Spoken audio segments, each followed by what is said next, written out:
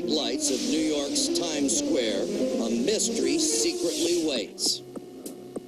Until construction workers hired to clear the basement of an old building in February 2003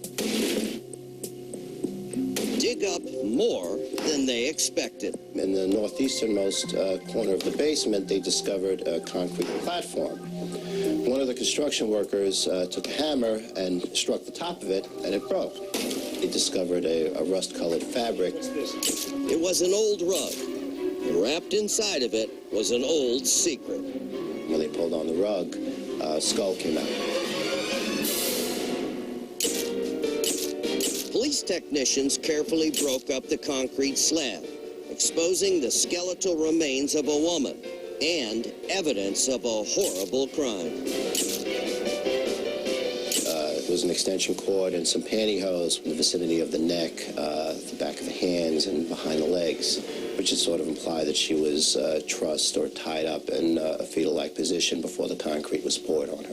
NYPD Detective Gerard Gardner found himself in the middle of what police call a bone case, an old murder with few clues. You don't have any idea with the body, you don't have any fingerprints, you don't immediately know whether it's a male or a female. You don't have the luxury of seeing if they have any scars or tattoos. By the mere nature of the circumstances, it's extremely difficult. We're still trying to determine whether or not she was dead when she was buried. So with the help of forensic anthropologist Amy Munsdorf, he pieced together a portrait of his Jane Doe, beginning with the bones themselves. She was fairly young and her bones had not finished growing, but likely she's somewhere between 18 and 20. She's likely probably around 5'1". She had a lot of specific racial characteristics that we look for on the skull. A fairly pointy chin, and the shape of her eye orbits and the shape of her skull. Everything indicated that she was a white female. Using measurements from the skull, a forensic artist created this sketch of how the young woman might have looked. The skull also revealed something else significant about the victim, that she was probably brought up in a middle-class family. Her teeth had some good dental work in them, and it's a good indication that she had dental care and someone was paying for it and someone was taking care of her and her teeth. But she also had some teeth that were beginning to rot. So somewhere along her life, she had a change in her socioeconomic status. To Detective Gardner, that spoke volumes. It meant his victim was probably one of the many runaways drawn to the bright lights of Manhattan. Even in its darkest days, Times Square was a magnet for them. A young person arriving in the Port Authority on a bus would, easily be preyed upon by a pimp.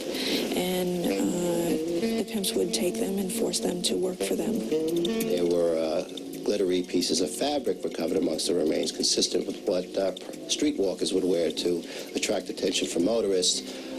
We're sort of leaning toward the fact that she was a prostitute. The question now was, when did her life change?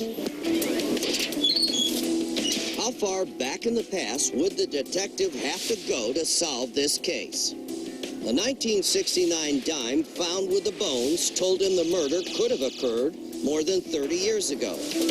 That's a lot of ground to cover. He needed to narrow the time frame. Some little scraps of plastic found at the crime scene helped him do just that.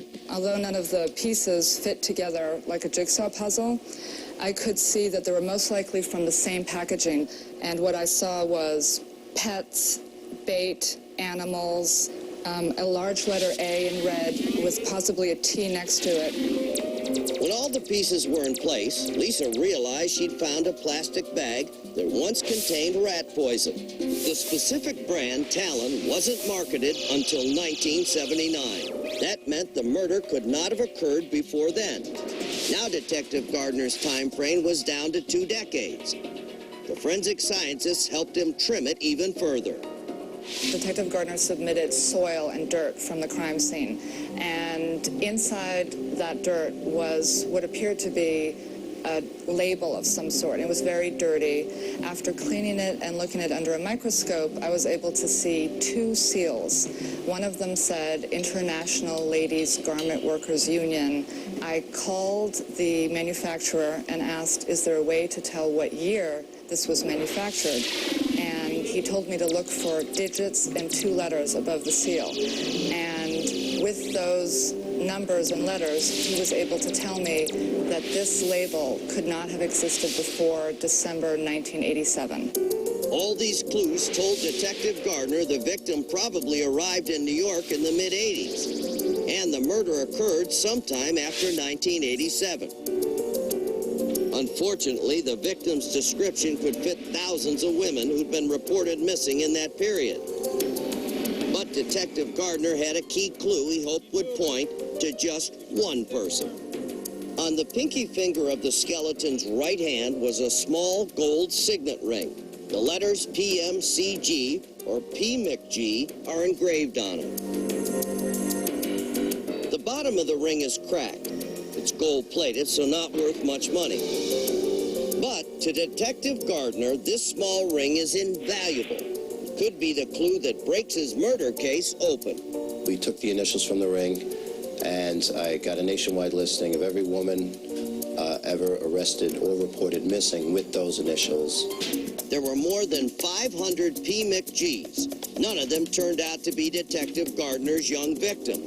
That doesn't mean the ring is a dead end. Far from it.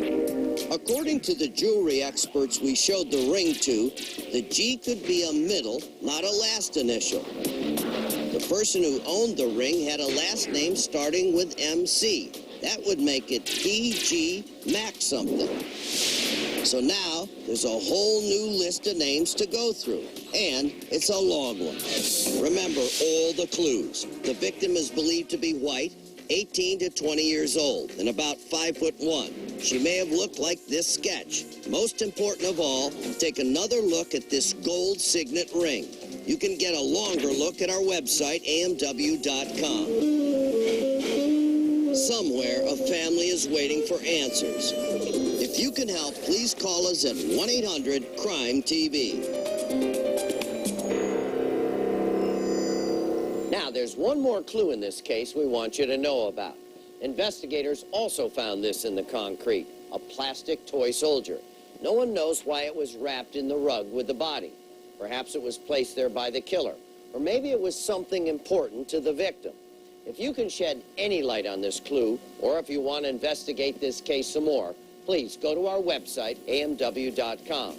We know this is a tough case, but we also know somebody out there has information that can crack it. Maybe it's you. Now stay with us. We'll be right back.